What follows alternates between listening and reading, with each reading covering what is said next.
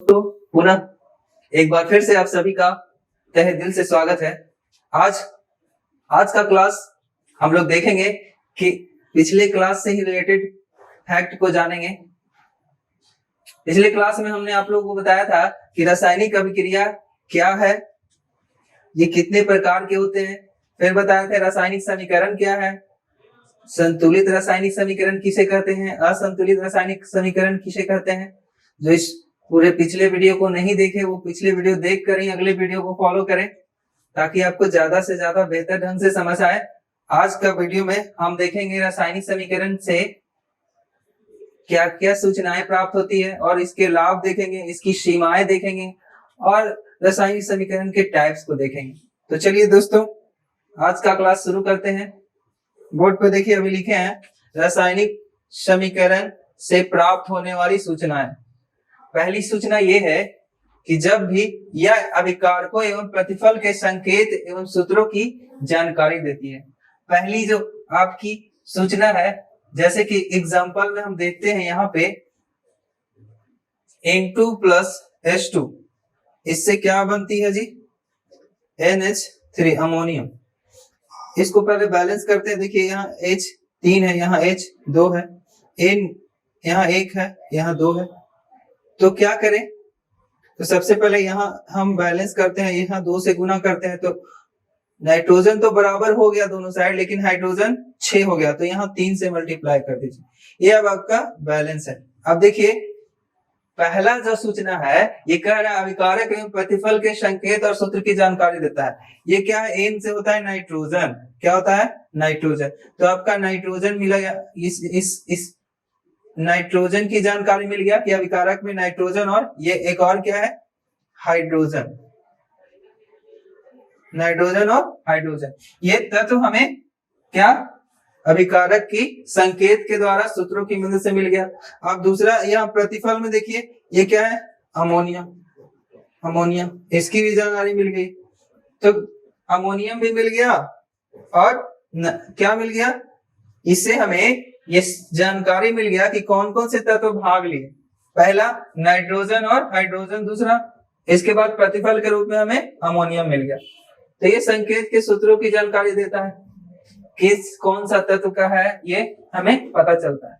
चलिए दूसरा देखते हैं, दूसरी सूचना क्या मिला। यह बताता है कि अभिकारक में कौन कौन पदार्थ भाग ले रहे हैं और अभिकारक के प्रतिफल में कौन कौन से पदार्थ का निर्माण हो रहा है। तो भाग तो ले रहे हैं नाइट्रोजन और हाइड्रोजन और बन क्या रहा है, अमोनियम।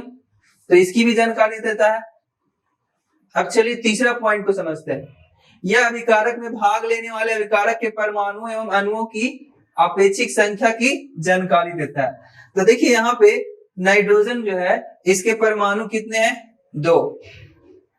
नाइट्रोजन के कितने परमाणु हैं, 2। यहाँ पे देखिए हाइड्रोजन के कितने परमाणु हैं, 3 इधर और 2, 3 दूना 6, यहाँ पे 6 परमाणु है। हाइड्रोजन के परमाणु कितने हैं, 6।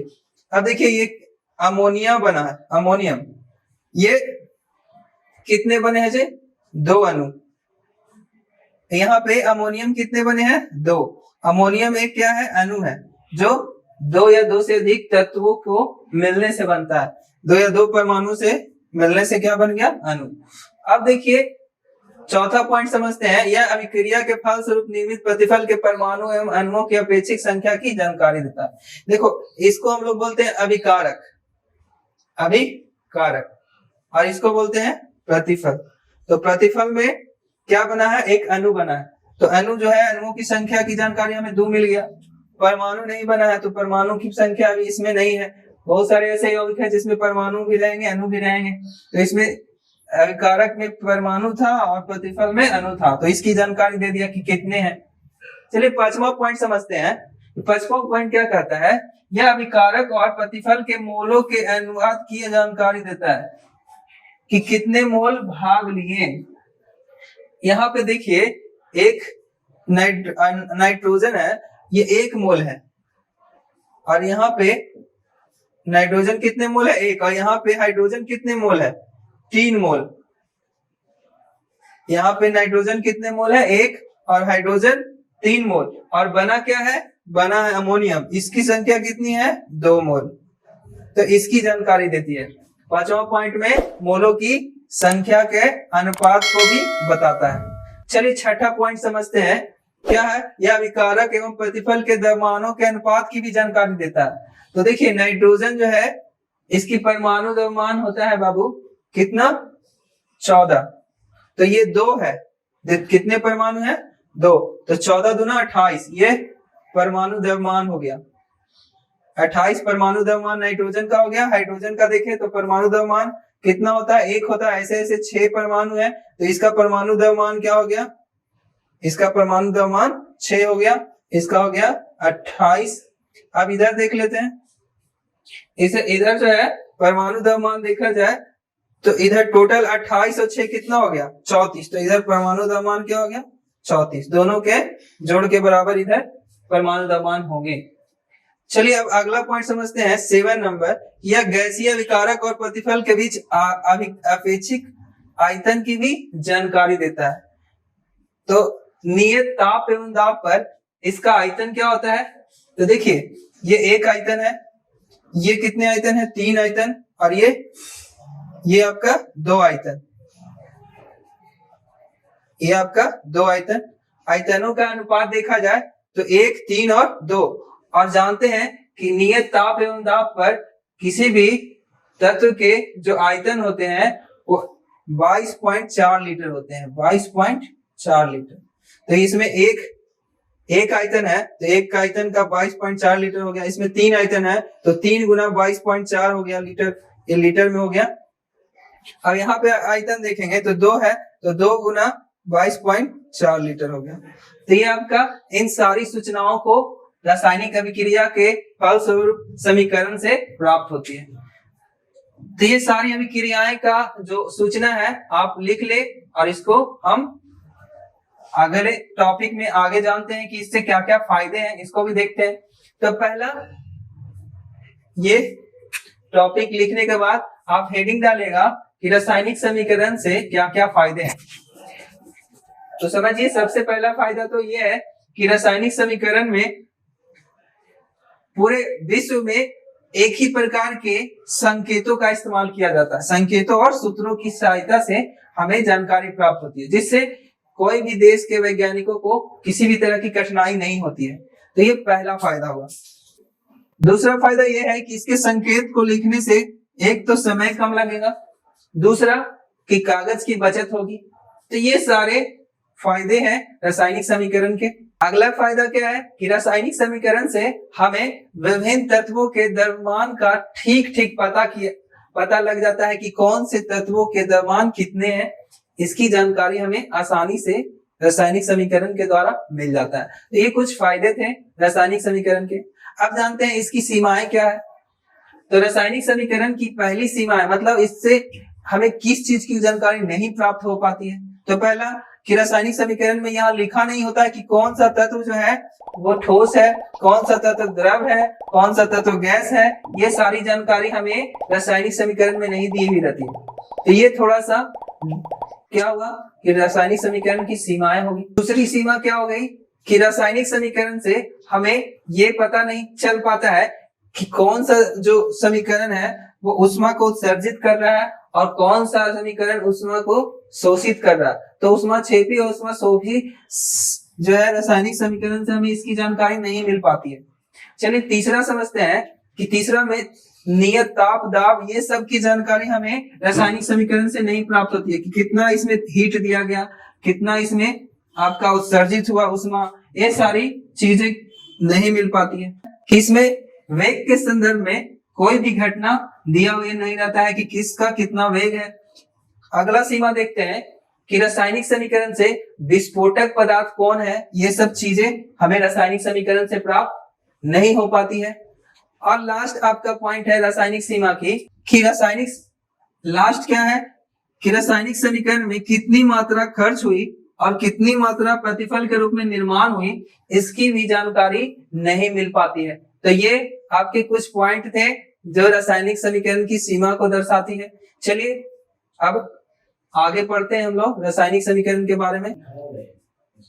चलिए देखते हैं रासायनिक अभिक्रिया के बाद हम किस तरह से रासायनिक समीकरण को उपयोगी बना सकते हैं उसके बारे में जानते हैं आज। चलिए देखते हैं अभिकारक और प्रतिफल के भौतिक अवस्था। मतलब कि अभिकारक और प्रतिफल के भौतिक अवस्था की जानकारी कैसे मिलेगी, तो एक एग्जांपल देखते हैं। CaCO3 जब टूटेंगे तो यहाँ पर क्या मिलेगा जी, यहाँ पे CaO और प्लस CO2। ये कार्बन डाइऑक्साइड क्या है, गैस है, तो गैस को हम G से डिनोट करेंगे। CaO ये क्या है, ये कैल्शियम ऑक्साइड है। कैल्शियम ऑक्साइड जो है वो क्या है, सॉलिड, क्या है, सॉलिड। और एक और है क्या, कैल्शियम कार्बोनेट। कैल्शियम कार्बोनेट भी क्या है, चूना पत्थर, जिसको हम सॉलिड से ही डिनोट करते हैं। इससे हमें ये जानकारी मिल जाती है कि कौन सॉलिड है, कौन गैस है, कौन लिक्विड है, इसकी भी जानकारी मिलती है। जैसे H2 प्लस O2, तो H2O आया ना, तो H2O क्या है, इसको बैलेंस कर दीजिए पहले। तो H2O जो है ये लिक्विड है, तो इसको एल्स इसको AQ लिखेंगे। ये गैस है तो G से डिनोट करेंगे, ये गैस है तो G से डिनोट करेंगे। एक्वस का मतलब होता है लिक्विड अवस्था में विलयन के रूप में। तो ये आपका एग्जांपल हम उपयोगी बना सकते हैं रासायनिक समीकरण को इस तरह से। अब दूसरा है ऊष्माक्षेपी और ऊष्माशोषी अभिक्रिया। तो जैसे C प्लस O2 क्या बना, CO2, इसमें क्या होगा, ये ऊष्माक्षेपी अभिक्रिया है।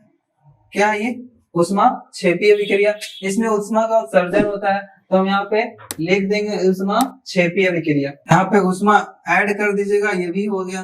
अब चलिए देखिए एक और, एक क्या है, N2 प्लस O2 और उसमें ऊष्मा डाल दीजिए, तो ऊष्मा जोड़ेंगे तो क्या बनेगा,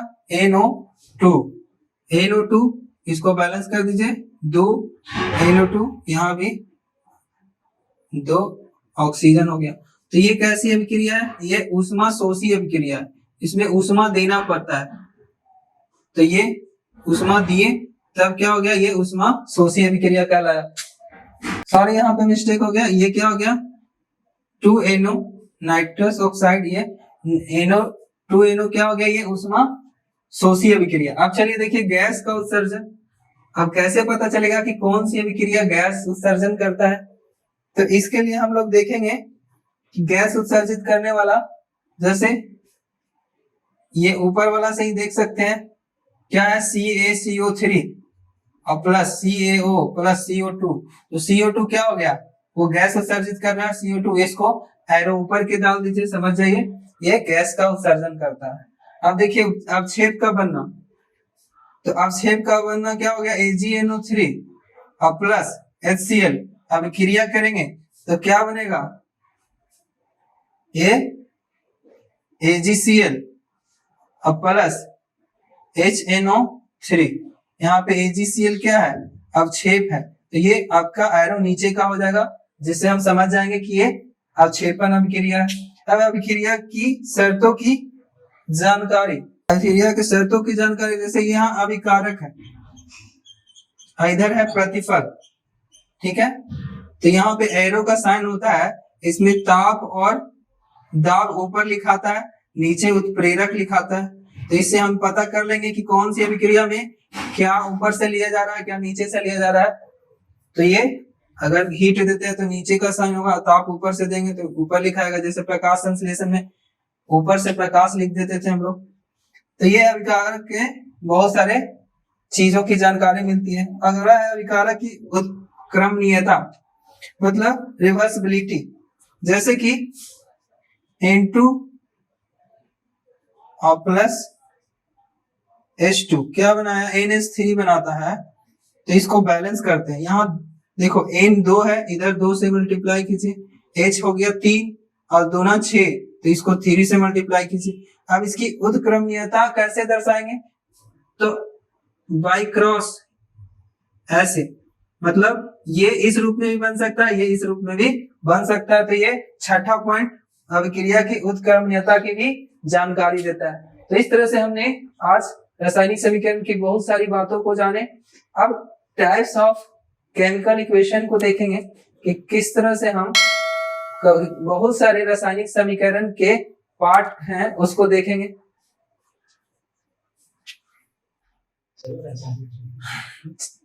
चलिए आज रासायनिक अभिक्रिया के प्रकार को देखते हैं। सबसे पहला है संयोजन या संश्लेषण अभिक्रिया। जब दो या दो से अधिक तत्व या यौगिक आपस में मिलकर नए भिन्न गुण वाले यौगिक या पदार्थ का निर्माण करते हैं उसे संयोजन अभिक्रिया कहते हैं। कैसी अभिक्रिया? संयोजन।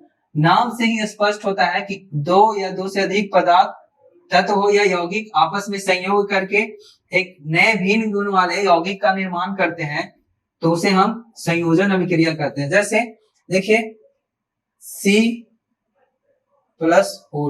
क्या बना? CO2। ये दो भिन्न गुण वाले तत्व हैं, एक कार्बन दूसरा ऑक्सीजन, क्या बना लिया? CO2। तो ये अभिक्रिया कैसी अभिक्रिया कहलाई? संयोजन अभिक्रिया। अब चलिए बात करते हैं वियोजन या अपघटन अभिक्रिया की। तो इसमें क्या होता है? जब एक बड़ा यौगिक दो या दो से अधिक पदार्थ या तत्वों में टूटता है तो उसे हम वियोजन या अपघटन अभिक्रिया कहते हैं। जैसे CaCO3 जब टूटता है तो क्या बना? CaO plus CO2। देखिए यहाँ पे दो भिन्न गुण वाले तत्वों में क्या हो गए? टूट गए। तो ऐसी अभिक्रिया क्या कहलाती है? वियोजन अभिक्रिया। क्या कहलाती है? वियोजन अभिक्रिया। शॉर्ट में जाने से अब है वैद्युत अपघटन अभिक्रिया। वैसी रासायनिक अभिक्रिया जिसमें किसी भी अभिक्रिया को करने के लिए विद्युत धारा की आवश्यकता हो उसे हम वैद्युत अपघटन अभिक्रिया कहते हैं। तो वैद्युत अपघटन अभिक्रिया का एग्जांपल देखते हैं। NaCl Na प्लस Cl, यहाँ पे विद्युत धारा दिए तो क्या हो गया? ये दो है, ये भी दो है, तो इसको बैलेंस कर दीजिए। ये आपका पॉजिटिव है, आपका नेगेटिव। दो भिन्न गुण वाले तत्वों में आपस में क्या हो गए? टूट गए। तो ये इसमें इस अभिक्रिया को करने के लिए विद्युत धारा की आवश्यकता होती है, इसलिए हम लोग इस तरह के अभिक्रिया को वैद्युत अपघटन अभिक्रिया कहते हैं। अब चलिए एकल विस्थापन अभिक्रिया देखते हैं। एकल विस्थापन अभिक्रिया किसको कहते हैं? चलिए अब नेक्स्ट अभिक्रिया देखते हैं, एकल विस्थापन अभिक्रिया। वैसी रासायनिक अभिक्रिया जिसमें किसी एक यौगिक के परमाणु एवं अणुओं को किसी दूसरे परमाणु द्वारा विस्थापित कर दिया जाता है तो उसे एकल विस्थापन अभिक्रिया कहते हैं। जैसे कि देखिए यहाँ पे एग्जांपल है Fe प्लस CuSO4। ये आयरन जो है किसको विस्थापित करेगा? कॉपर को। तो यहाँ से देखिए क्या बनता है? FeSO4 और प्लस विस्थापित होकर कॉपर इधर आ गया। तो ये आगे एक ही परमाणु क्या कर रहा है? इस यौगिक के एक परमाणु को विस्थापित कर दे रहा है, इसलिए ऐसे रासायनिक अभिक्रिया को हम लोग एकल विस्थापन अभिक्रिया कहेंगे। अब चलिए उभय विस्थापन अभिक्रिया देखते हैं। उभय विस्थापन अभिक्रिया में दो यौगिक के परमाणु आपस में एक दूसरे यौगिक को क्या कर देता है? विस्थापित कर देता है, उसे हम क्या कहते हैं? उभय विस्थापन अभिक्रिया। तो उभय विस्थापन अभिक्रिया में देखते हैं जी NaOH प्लस HCl। यहाँ पर देखिए ये सोडियम है, इधर हाइड्रोजन है, तो ये आपस में क्या बना देता है? देखिए NaCl प्लस H2O। यहाँ सोडियम किसको विस्थापित कर दिया? हाइड्रोजन को, तो NaCl बनाया। अब यहाँ पे हाइड्रोजन कहाँ आ गया? OH के साथ, तो H2O बना दिया। ये आपका हो गया उभय विस्थापन अभिक्रिया। अब बात करते हैं अवक्षेपण अभिक्रिया की। तो अवक्षेपण अभिक्रिया की बात करें तो AgCl और प्लस, चलिए अगला अभिक्रिया समझते हैं अवक्षेपण अभिक्रिया। अवक्षेपण अभिक्रिया किसे कहते हैं? तो ऐसी रासायनिक अभिक्रिया जिसमें अभिक्रिया के फलस्वरूप ठोस के रूप में कुछ अवक्षेप प्राप्त हो उसे हम अवक्षेपण अभिक्रिया कहते हैं। जैसे कि एग्जांपल देखते हैं NaCl प्लस AgNO3 अभिक्रिया करके क्या बनाएगा? देखिए NaNO3 अब प्लस AgCl। तो AgCl क्या है? ये ठोस के रूप में नीचे बैठ जाएगा अवक्षेप के रूप में, और क्या होगा? NaNO3 आपस में अभिक्रिया कर लेगा। तो इस तरह की अभिक्रिया को हम लोग कहते हैं यह अवक्षेपण अभिक्रिया। अब है उदासीनीकरण अभिक्रिया। उदासीनीकरण अभिक्रिया में क्या होता है कि इसमें एक अम्ल दूसरा भस्म मिलकर क्या बनाता है, लवण बनाता है। वैसी अभिक्रिया को हम लोग उदासीनीकरण अभिक्रिया कहते हैं। जैसे कि NaOH ये क्या है, क्षार है, और HCl क्या है, अम्ल है। ये दोनों आपस में अभिक्रिया करेंगे तो NaCl बनाएगा और प्लस जल बनाएगा। तो इस तरह की अभिक्रिया जिसमें एक अम्ल दूसरा क्षार और अम्ल मिलकर क्या बनाया, लवण और जल। तो इस तरह की अभिक्रिया को हम लोग कहते हैं उदासीनीकरण अभिक्रिया। अब है प्रकाश रासायनिक अभिक्रिया। प्रकाश रासायनिक अभिक्रिया क्या है, तो प्रकाश संश्लेषण अभिक्रिया जो पढ़े हैं वही है प्रकाश रासायनिक अभिक्रिया, जिसमें वैसी अभिक्रिया जिसमें सनलाइट की जरूरत होती है, प्रकाश की जरूरत होती है, वैसी अभिक्रिया को हम लोग प्रकाश रासायनिक अभिक्रिया कहते हैं। ऑक्सीकरण अवकरण अभिक्रिया क्या होती है, तो जब ऑक्सीकरण अभिक्रिया में क्या होती है ये जान लीजिए। अभिक्रिया समझते हैं, ये आप लोग समझ गए हैं। प्रकाश रासायनिक अभिक्रिया जैसे N2N+O2 क्या बना, NO2, ये आपका प्रकाश रासायनिक अभिक्रिया है। ऑक्सीकरण अवकरण अभिक्रिया जो समझते हैं, वैसी रासायनिक अभिक्रिया जिसमें ऑक्सीकरण और अवकरण दोनों साथ साथ होते हैं उसे हम ऑक्सीकरण अवकरण अभिक्रिया कहते हैं। मतलब कि उसे हम रेडॉक्स अभिक्रिया भी कहते हैं, जिसमें ऑक्सीजन का भी संयोग हो और हाइड्रोजन का वियोग हो, उसे हम क्या कहते हैं, ऑक्सीकरण अवकरण अभिक्रिया। तो इस तरह से आपको सारे रासायनिक अभिक्रिया के प्रकार को हमने आज बताया। अगले क्लास में मिलेंगे कुछ नए तथ्यों के साथ। तो तब तक के लिए good luck, take care and thanks for watching.